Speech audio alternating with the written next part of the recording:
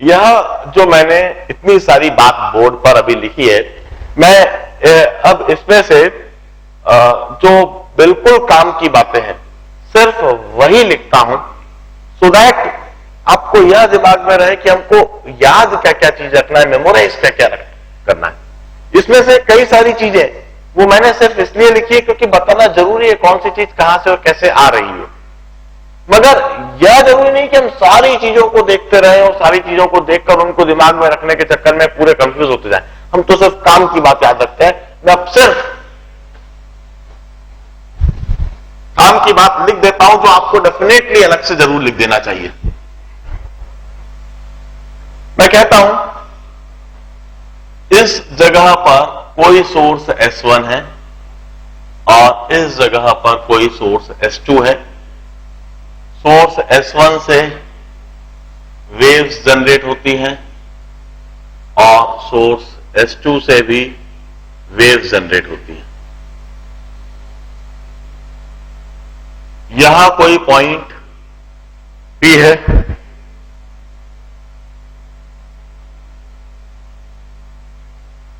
Source S1 से generate होने वाली वेव पॉइंट P तक पहुंचती है x1 की दूरी तय करके। सोर्स S2 से वेव जो जनरेट है वह पॉइंट P तक पहुंचती है कुछ दूरी x2 तय करके। हम कहते हैं सबसे पहले हम यह एज्यूम कर लेते हैं कि सोर्स S1 से जनरेट होने वाली वेव और सोर्स S2 से जनरेट होने वाली वेव, इनमें कोई टाइम का डिफरेंस नहीं है। Delta T is 0। Delta T is 0 का मतलब क्या है कि सोर्स S1 और सोर्स S2 दोनों जगह से जो वेव जनरेट होना चालू हुई सेम टाइम पर जनरेट होना चालू हुई।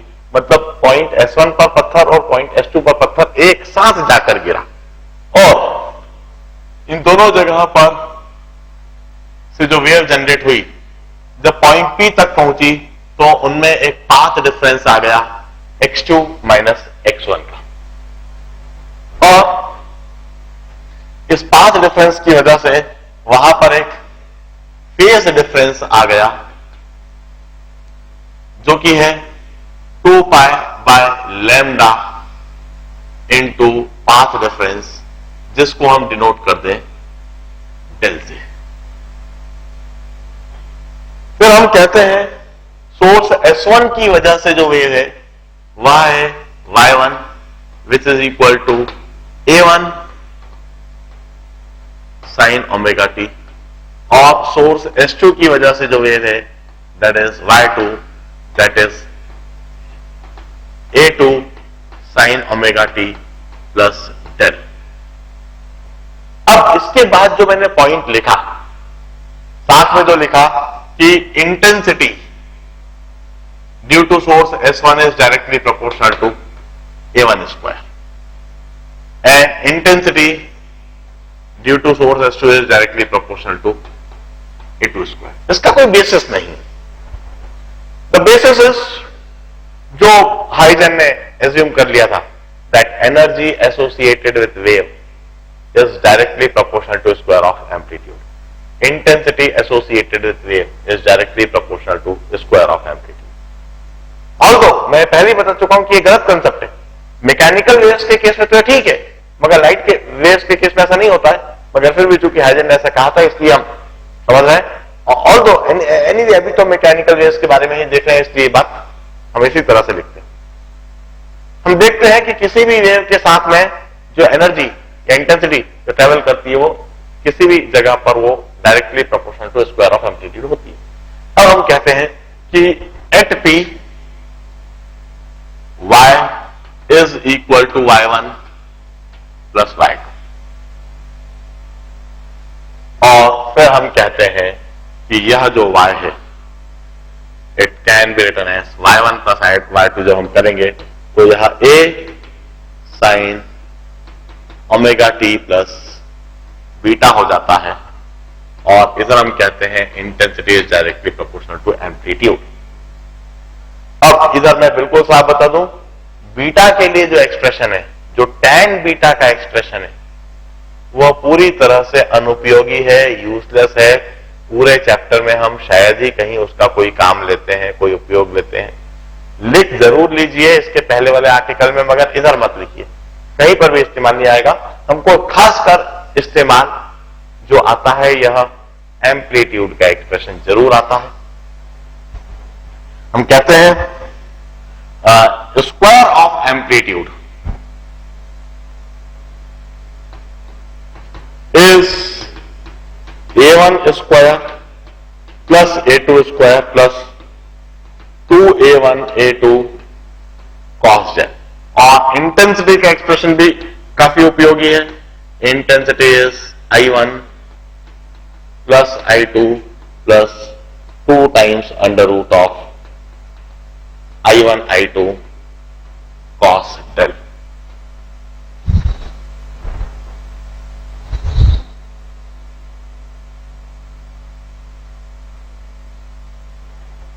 यह सारी बातें काम की हैं। अब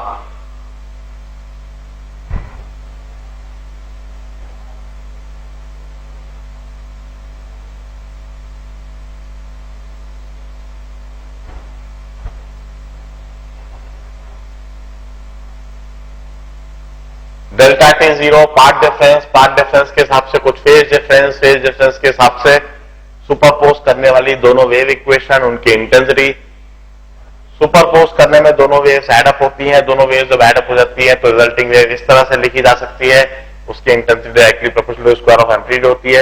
एम्पलीट्यूड इस तरह से लिख सकते हैं, इंटेंसिटी इस तरह से लिख सकते हैं। अब फॉर मैक्सिमम एम्पलीट्यूड और फॉर मैक्सिमम इंटेंसिटी,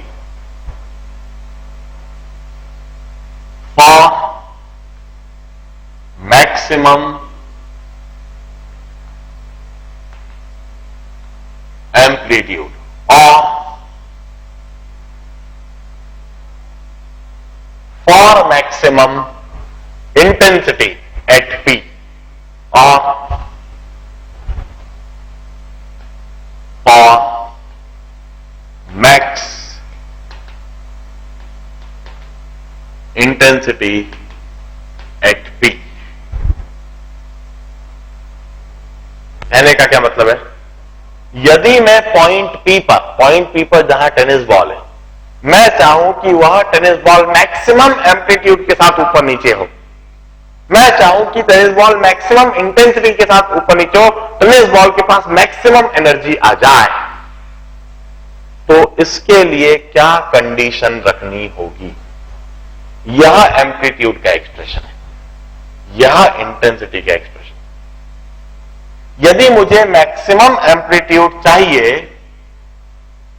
तो कॉस डेल की वैल्यू +1 रखनी होगी।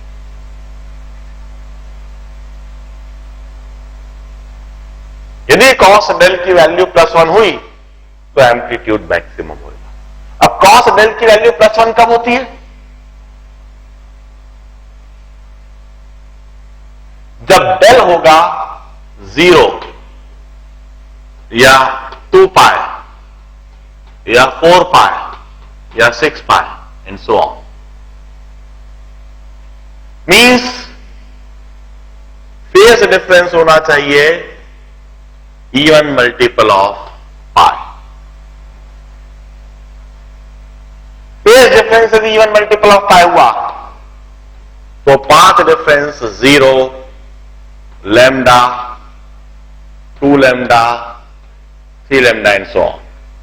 Means path difference must be n lambda or even multiple of lambda by 2.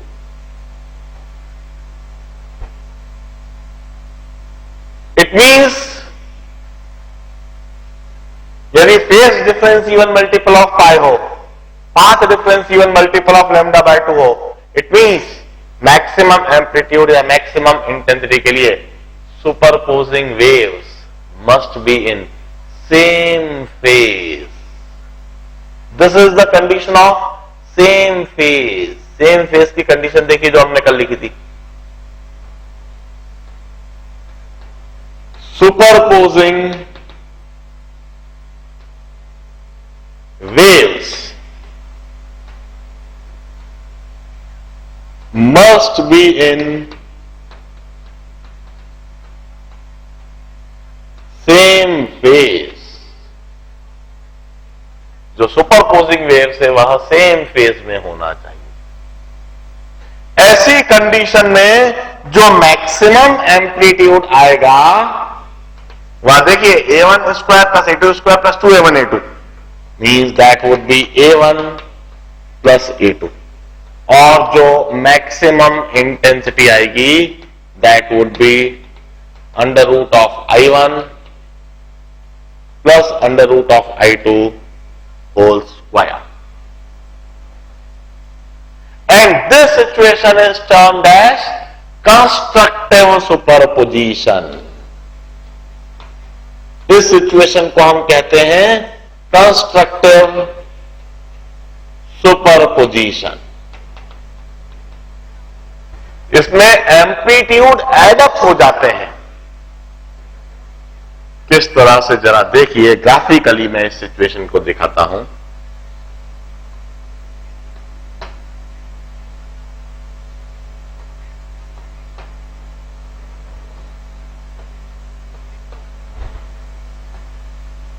यह वेव y1, यह वेव y2 और यह वेव y।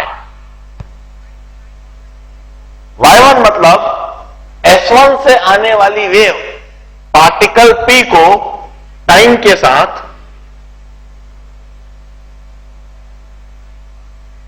कुछ इस तरह से ऊपर नीचे करती है।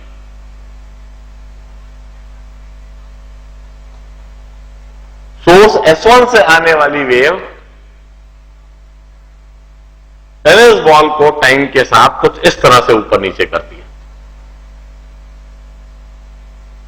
This is amplitude A1।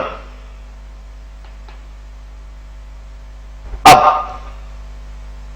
ये तो सोर्स S1 से आने वाली वेव जो पॉइंट P तक पहुंचती है वो टेनिस बॉल को इस तरह से ऊपर नीचे ले जाती है। अब सोर्स S2 से आने वाली वेव वो यदि सेम फेज में हो,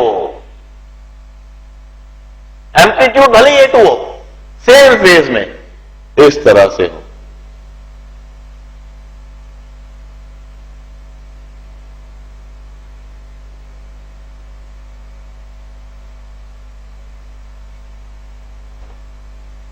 यह एम्पलीट्यूड A2।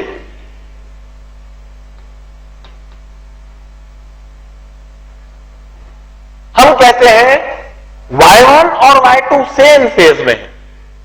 सेम फेज का क्या मतलब, जिस समय पर y1 की वजह से पार्टिकल मीन पोजीशन पर, उस समय पर y2 की वजह से भी पार्टिकल मीन पोजीशन पर। जिस समय पर पार्टिकल y1 की वजह से मैक्सिमम एम्पलीट्यूड पर ऊपर की तरफ, तो उस समय y2 की वजह से भी पार्टिकल मैक्सिमम एम्पलीट्यूड के साथ ऊपर की तरफ। इस समय पर y1 भी पार्टिकल को A1 से ऊपर ले जाने की कोशिश कर रही है, और इसी समय पर y2 भी पार्टिकल को A2 से ऊपर ले जाने की कोशिश कर रहा है।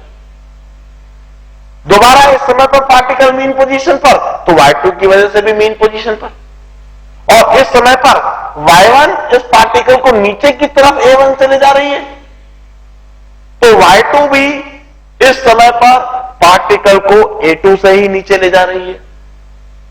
हम कहते हैं y1 और y2, y1 सोर्स S1 से आ रही है, y2 सोर्स S2 से आ रही है, मगर दोनों सेम फेज में है किसी भी वजह से।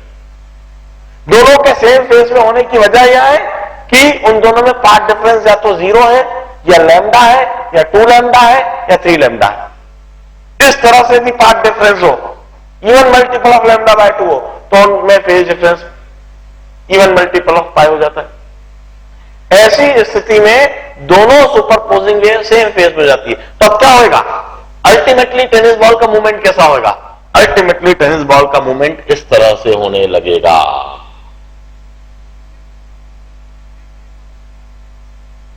टेनिस बॉल का एम्पलीट्यूड हो जाएगा A1 plus A2, amplitude gets added up.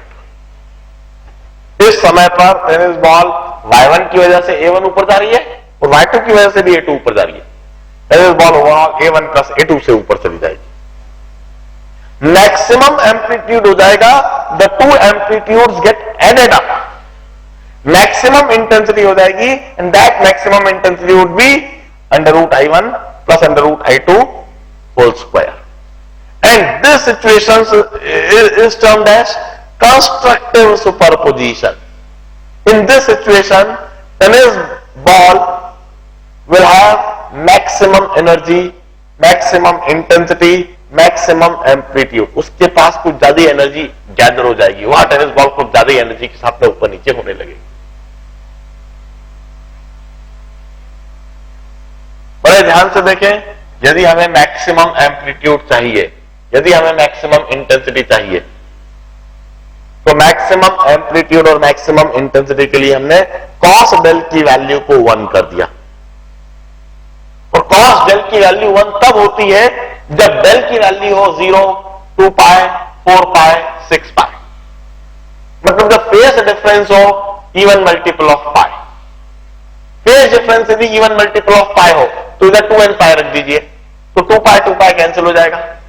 Path difference दिखने लगेगा n lambda, path difference n lambda और even multiple of lambda by 2। मतलब सोर्स S1 से आने वाली वेव और सोर्स S2 से आने वाली वेव में जो पाथ डिफरेंस हो या तो 0 हो या लैम्डा हो या 2 लैम्डा हो या 3 लैम्डा हो, ऐसी कंडीशन में वहां पर मैक्सिमम एम्पलीट्यूड और मैक्सिमम इंटेंसिटी बनेगी।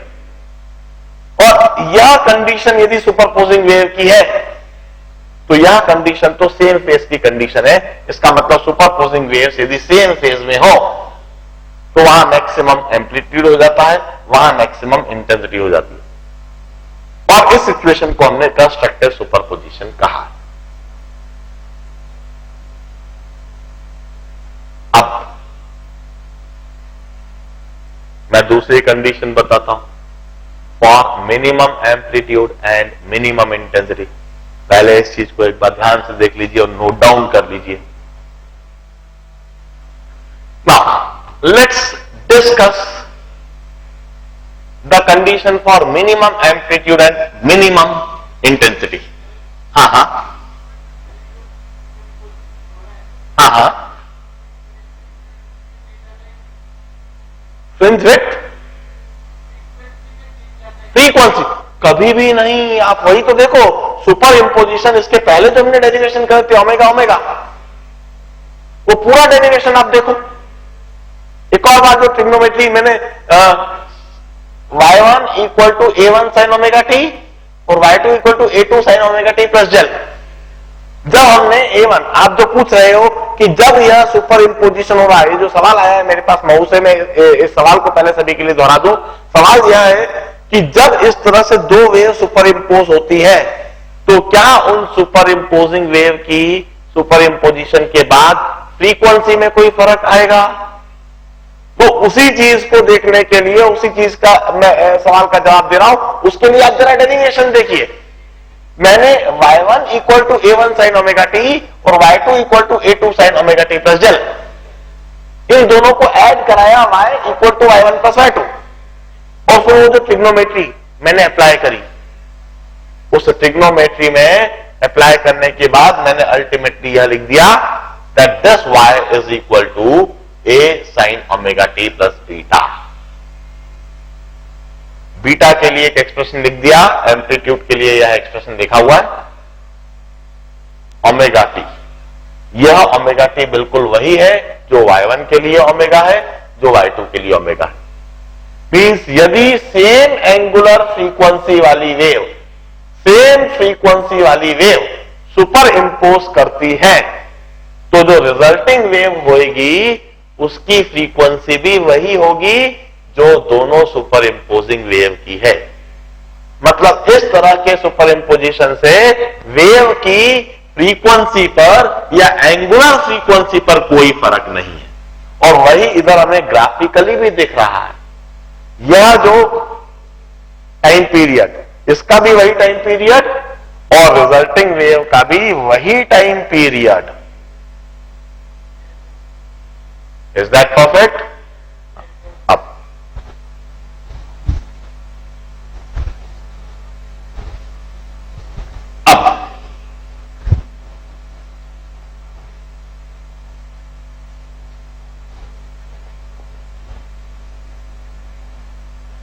let's discuss about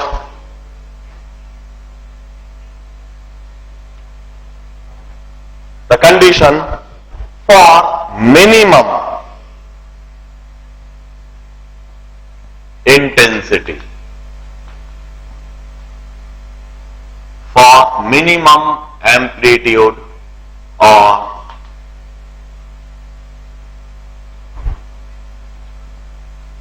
for minimum intensity at P। यदि मुझे इस पॉइंट P पर जहां टेनिस बॉल रखी है वहां पर मैं चाहता हूं कि टेनिस बॉल की कम से कम एम्पलीट्यूड हो, कम से कम इंटेंसिटी हो, उसके पास कम से कम एनर्जी आए, तो देखिए यह एम्पलीट्यूड के लिए एक्सप्रेशन, यह इंटेंसिटी के लिए एक्सप्रेशन। सबसे पहले मैं कहता हूं कॉस डेल की वैल्यू होना चाहिए -1। क्या आप जानते हैं कॉस डेल की वैल्यू -1 कब होती है? जब डेल हो जाए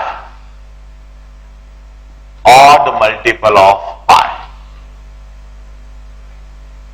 मतलब जब डेल हो आइदर पाई और 3 पाई और 5 पाई और 7 pi and so on. cos pi, cos 3 pi, cos 5 pi, cos 7 pi, ये सब -1 होता है। और cos डेल -1 हो गया तो minimum a1 square plus a2 square minus 2a1 a2 हो जाएगा, जो सबसे कम एम्पलीट्यूड होगा।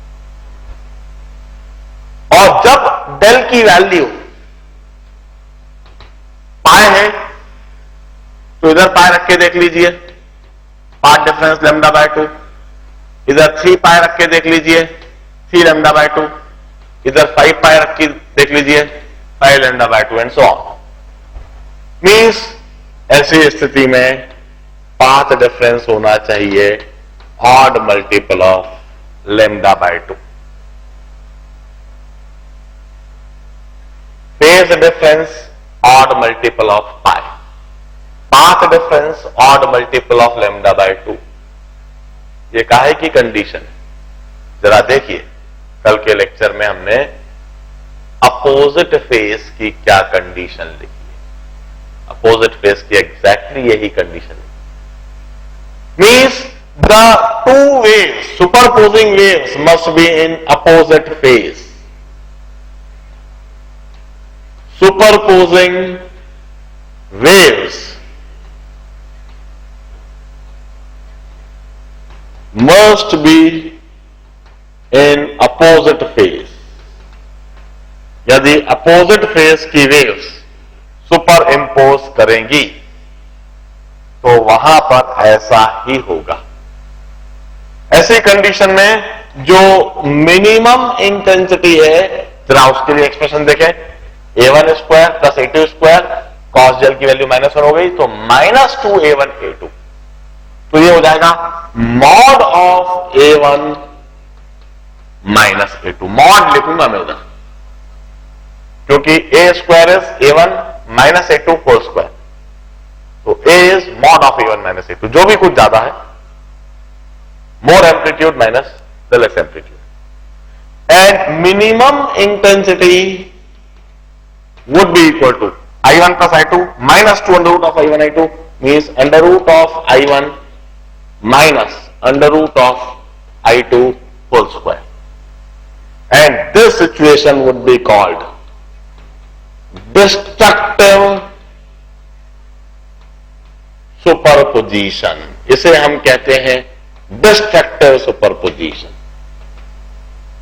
destructive superposition में amplitude gets subtracted intensity becomes minimum, energy of this ball becomes minimum. अब यह बॉल काफी कम एम्पलीट्यूड के साथ ऊपर नीचे होगी, इस बॉल के पास काफी कम एनर्जी होगी. मैं ग्राफिकली इस सिचुएशन को दिखाता हूं. इस जगह पर मैं y1 बनाता हूं,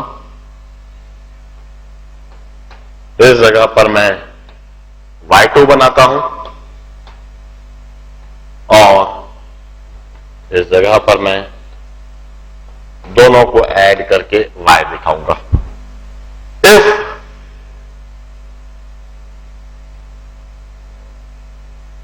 दिस इज y1, यहां y1 है. अब देखिए, मैं टाइम फ्रेम सेम करने के लिए, टाइम पीरियड सेम करने के लिए इस तरह से डॉटेड लाइंस बना देता हूं. अब y2 अपोजिट फेज में, y2 अपोजिट फेज में मतलब इस तरह से y2 अपोजिट फेज में ये हो गया. y1 का एम्पलीट्यूड a1, y2 का एम्पलीट्यूड a2. जरा देखिए, मैं इनको अपोजिट फेज में क्यों बोल रहा हूं, क्योंकि इस समय पर y1 पार्टिकल 1 को a1 से ऊपर ले जाना चाहती है और इसी समय पर y2 पार्टिकल को नीचे ले जाना चाहती है.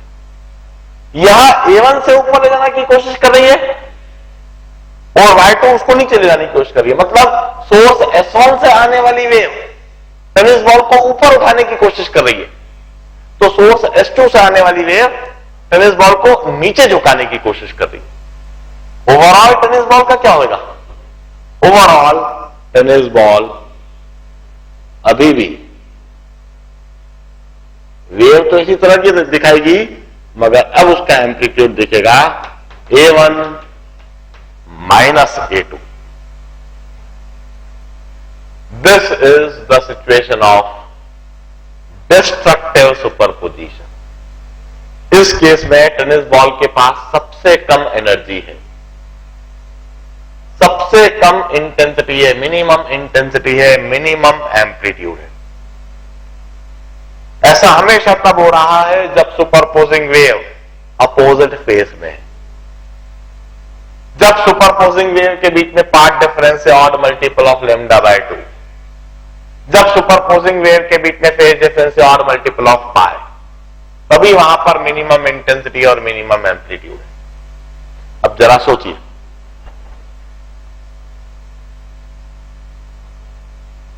यदि हम इधर एक टेनिस बॉल रख दें और इधर एक टेनिस बॉल रख दें,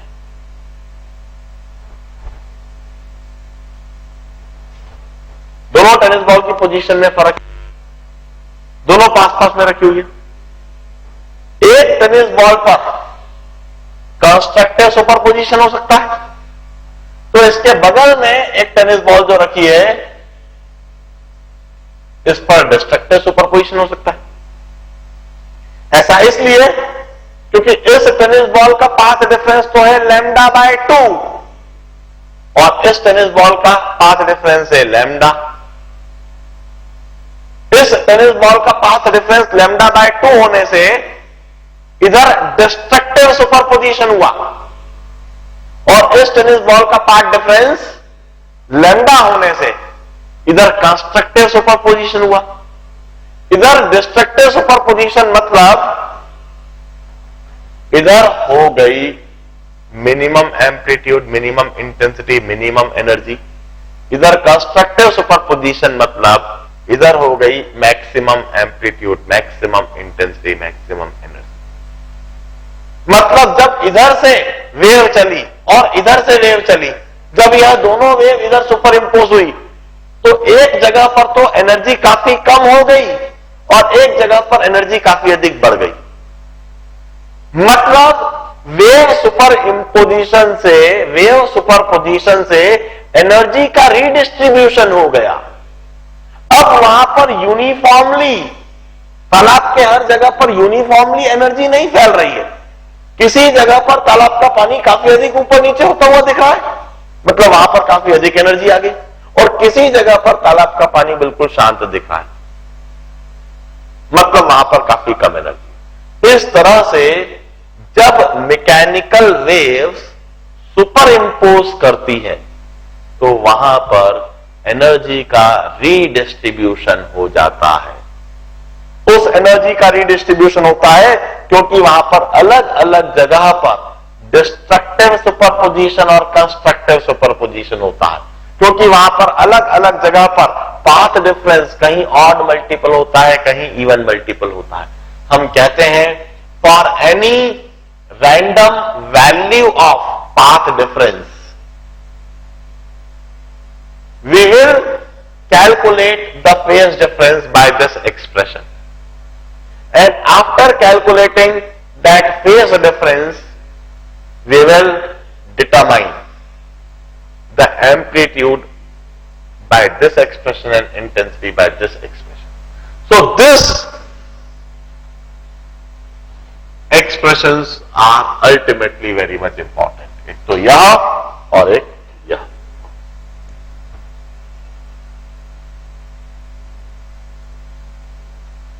ध्यान से इसे नोट डाउन कीजिए। Now this is about the relevant concept of waves. यह वेव्स के वह रेलेवेंट कंसेप्ट थे जो हमें अब आगे वेव ऑप्टिक्स चैप्टर को पढ़ने में खास मदद करेंगे। इसी के साथ खास जो मुझको वेव्स के बारे में बताना है वो मैं यहीं पर खत्म करता हूं और अब मैं खास चैप्टर वेव ऑप्टिक्स स्टार्ट करूंगा। How that concept of waves arises with the light. अब जो मैं आपको समझाऊंगा, सबसे पहले तो मैं वह कंसेप्ट इंट्रोड्यूस करूंगा जो 1895 में वेव थ्योरी में ऐड करे गए थे। जैसा कि हम जानते हैं कि हाइजन की वेव थ्योरी वो रेडिली एक्सेप्टेबल नहीं थी, क्योंकि हाइजन की वेव थ्योरी में कुछ बड़े अटपटे से कंसेप्ट डले हुए थे। लुमिनिफरस ईथर, वो कंसेप्ट कभी किसी को समझ में नहीं आया था। यह बात कभी किसी को समझ में नहीं आई थी कि लाइट वेव्स किस मीडियम में ट्रैवल करती है, उस मीडियम में फिजिकल पैरामीटर क्या है और उस फिजिकल पैरामीटर में किस तरह का डिस्टर्बेंस है। हमें सबसे पहले तो यही समझाना होगा, क्योंकि हम अच्छी तरह से जानते हैं wave means disturbance in medium. तो लाइट वेव में किस तरह का मीडियम है, किस तरह का डिस्टर्बेंस है, सबसे पहले हम इस बात को समझेंगे। वो डिस्टर्बेंस जो हो रहा है उसे हम ट्रांसवर्स प्रोपोगेटिंग वेव इक्वेशन क्यों कहते हैं, हम इस बात को समझेंगे। इसके बाद हम उस समय 1895 में हाइजन की वेव थ्योरी में और भी कई सारे छोटे छोटे नए नए कंसेप्ट ऐड करे गए थे, उन सभी कंसेप्ट को हम ऐड करेंगे और फिर हम यंग्स डबल स्लिट एक्सपेरिमेंट को देखेंगे। वह एक्सपेरिमेंट जो टर्निंग पॉइंट बन गया, वह एक्सपेरिमेंट जिसने न्यूटन की कॉर्पस्कुलर थ्योरी को फेलियर प्रूव कर दिया, गलत प्रूव कर दिया, वह एक्सपेरिमेंट जिसकी वजह से हाइजन की वेव थ्योरी की चर्चा की जाने लगी। हम यह समझेंगे कि कैसे न्यूटन की कॉर्पस्कुलर थ्योरी उस एक्सपेरिमेंट को समझाने में नाकामयाब रही और किस तरह से हाइजन की वेव थ्योरी के द्वारा उस एक्सपेरिमेंट को बड़ी सरलता पूर्वक, बड़ी सफलता के साथ समझा दिया गया। और फिर हम उससे रिलेटेड ढेर सारी मैथमेटिक्स, ढेर सारी फिजिक्स सीखेंगे, उससे रिलेटेड ढेर सारी टर्मिनोलॉजीज देखेंगे, और फिर उसी उसी एक्सपेरिमेंट में तरह तरह के मॉडिफिकेशंस, मॉडिफाइड सेटअप को सीखेंगे। और इस तरह से इस चैप्टर को अब हम कल के दिन एग्जैक्टली यहीं से कंटिन्यू करेंगे। आज के दिन मैं इतना ही कराता हूं, और कल मैं रियल वेव ऑप्टिक्स चैप्टर आपको पढ़ाना चालू करूंगा। आज के दिन इतना ही कराता हूं। Good bye, good night. हाँ हाँ हाँ हाँ, बोलो।